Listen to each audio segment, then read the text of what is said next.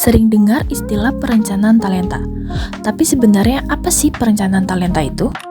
Perencanaan talenta adalah proses strategis yang dilakukan oleh organisasi untuk mengidentifikasi, mengelola, dan mengembangkan sumber daya manusia agar sesuai dengan kebutuhan organisasi saat ini maupun di masa yang akan datang. Adapun analisis kebutuhan talenta.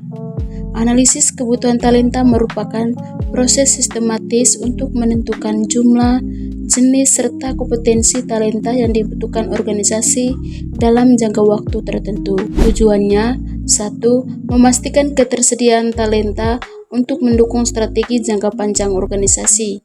2. Mengidentifikasi kesenjangan atau gap antara talenta yang tersedia saat ini dan yang dibutuhkan di masa depan. 3. Membantu organisasi merancang program pengembangan sumber daya manusia yang terarah. 4.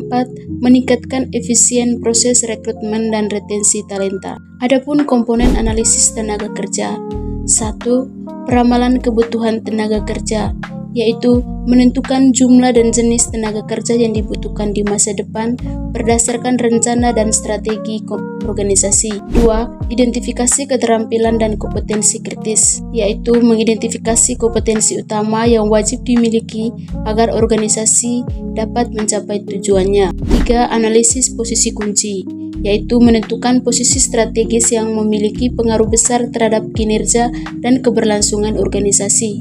4. Analisis gap talenta, yaitu membandingkan kompetensi yang dimiliki karyawan saat ini dengan kompetensi yang dibutuhkan. 5. Perencanaan tindakan, yaitu menyusun langkah konkret seperti pelatihan, pengembangan, atau rekrutmen untuk menutup kesenjangan talenta. Adapun langkah-langkah analisis kebutuhan talenta.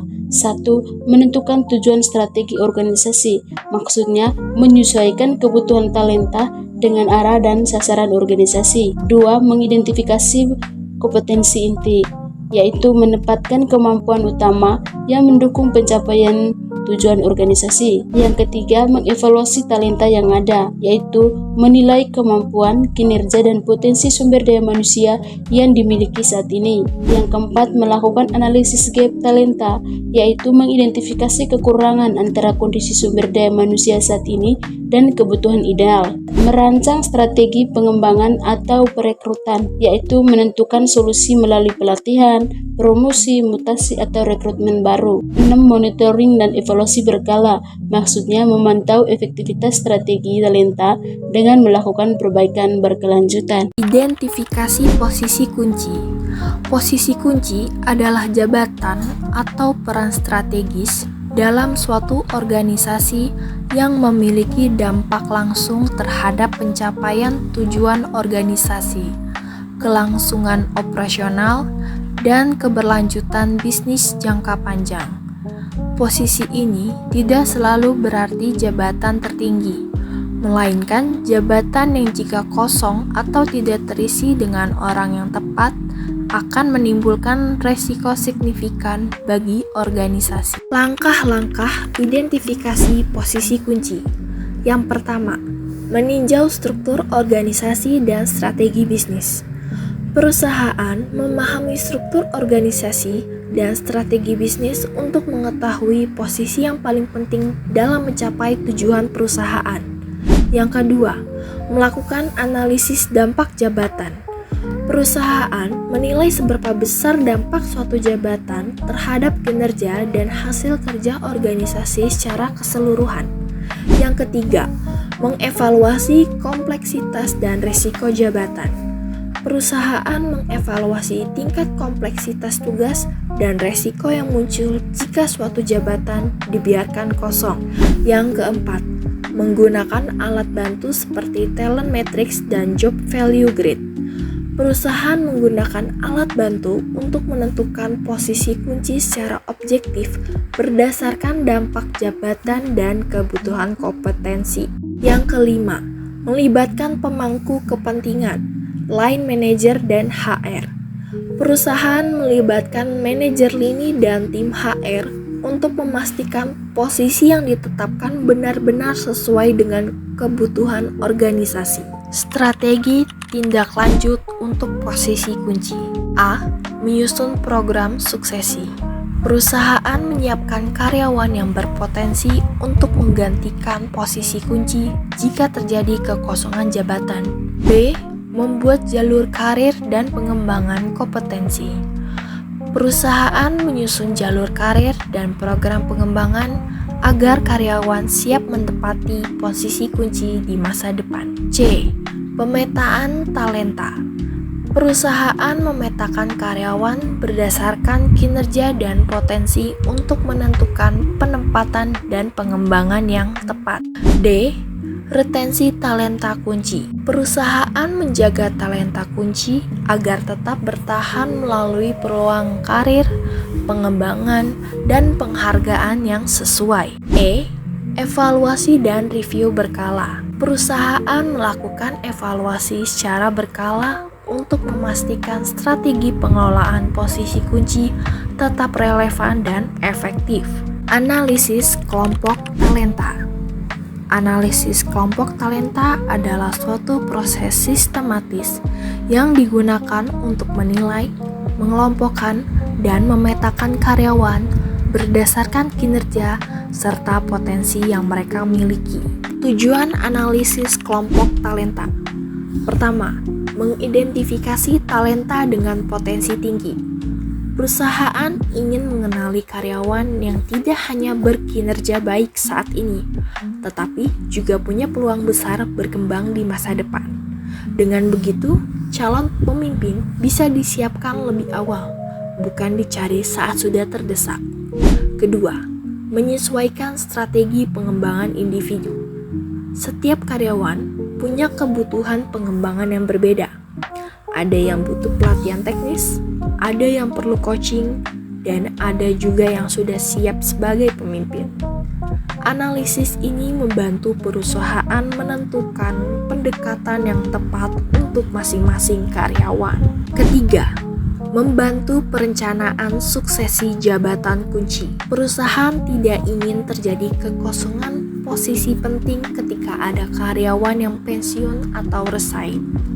Melalui analisis talenta, perusahaan sudah menyiapkan kandidat pengganti sejak jauh hari. Keempat, mengelola risiko talenta. Perusahaan menghindari ketergantungan pada satu orang saja untuk keahlian tertentu. Jika karyawan kunci keluar secara tiba-tiba, operasional perusahaan tetap berjalan karena sudah ada karyawan lain yang disiapkan. Kelima, menentukan strategi retensi yang tepat. Karyawan dengan potensi tinggi perlu dijaga agar tidak pindah ke perusahaan lain.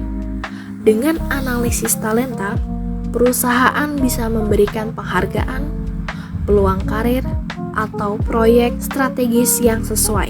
Keenam, memfokuskan investasi SDM secara efisien.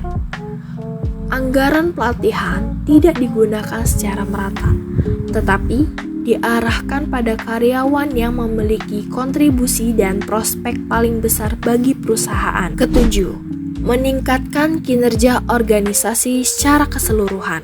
Ketika orang yang tepat ditempatkan di posisi yang tepat dan dikembangkan sesuai potensinya, maka produktivitas dan kinerja perusahaan akan meningkat secara menyeluruh. Berikut soal dan pembahasan yang mungkin bisa teman-teman pelajari.